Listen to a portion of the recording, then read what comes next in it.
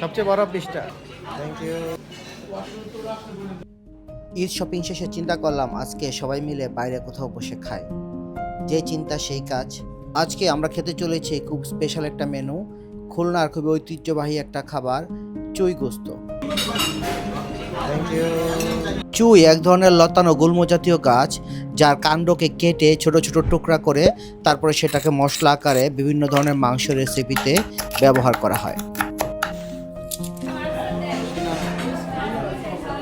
চুই কোনটা, এটা না? চুই ব্যবহার করে গরু, খাসি, মুরগি, হাঁস সব মাংসই রান্না করা যায়, তবে আজকে আমরা খাবো গরুর মাংস। প্রথমেই ওয়েটার আমাদের গরম ভাতের উপর বেশ কিছুটা দেশি ঘি ঢেলে দেয়। তারপর একটা বড় বলে করে চুই ঝাল দিয়ে রান্না করা মাংস নিয়ে আসে। সেখান থেকে আমরা আমাদের পছন্দের মতো মাংসের পিস বেছে নিই। আপনারা চাইলে সাথে এই মরিচ পেঁয়াজের ভর্তাটাও ট্রাই করতে পারেন, এটা খাবারের স্বাদটাকে আরেকটু বাড়িয়ে দেবে। রান্নাটা যদি একটু খেয়াল করেন তাহলে দেখবেন যে এই গরুর মাংসটা রান্না করা হয় অনেকটা কালা ভুনা স্টাইলের। এর সাথে আস্ত রসুন এবং চুই যে মশলাটা, এটার টুকরাগুলো দেওয়া থাকে। যাক, বিসমিল্লাহ করে আগে একটু খেয়ে নেই, তারপর আপনাদেরকে খাবার সম্পর্কে একটা রিভিউ দিচ্ছি। দেউলিয়া হচ্ছে বাংলাদেশ, পদ্মাপাড়ে ভয়াবহ খাদ্য সংকট তৈরি হবে।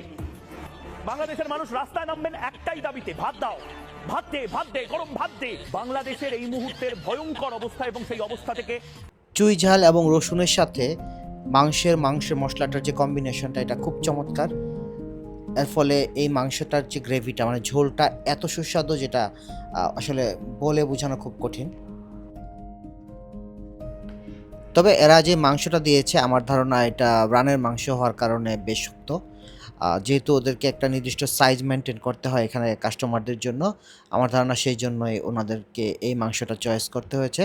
যদি মাংসটা আরেকটু নরম হতো, আমার ধারণা ব্যাপারটা আরও সুস্বাদু হতো। তবে ওভারঅল রান্না, মানে আমার ধারণা চুয়ের কারণেই হয়তো যে রান্নাটা খুবই সুস্বাদু ছিল। মানে মাংসর কোয়ালিটিটা অত ভালো না হওয়ার পরেও আমার কাছে খুবই টেস্টি লেগেছে। মূল খাওয়া দাওয়া শেষে এই রেস্টুরেন্ট থেকে একটা ক্রিম দেওয়া লাচ্ছিও খেয়েছিলাম। প্রথমে লাচ্ছির গ্লাসটা দেখে আমার বেশ পছন্দ হলো, তারপর আমি নিজের জন্য একটা অর্ডার দিলাম।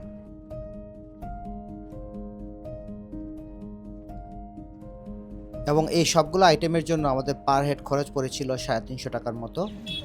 আমার ওভারঅল এক্সপিরিয়েন্স হচ্ছে ভালো, তবে আমার ধারণা ওনাদের উচিত মাংসের কোয়ালিটিটা একটু উন্নত করার চেষ্টা করা।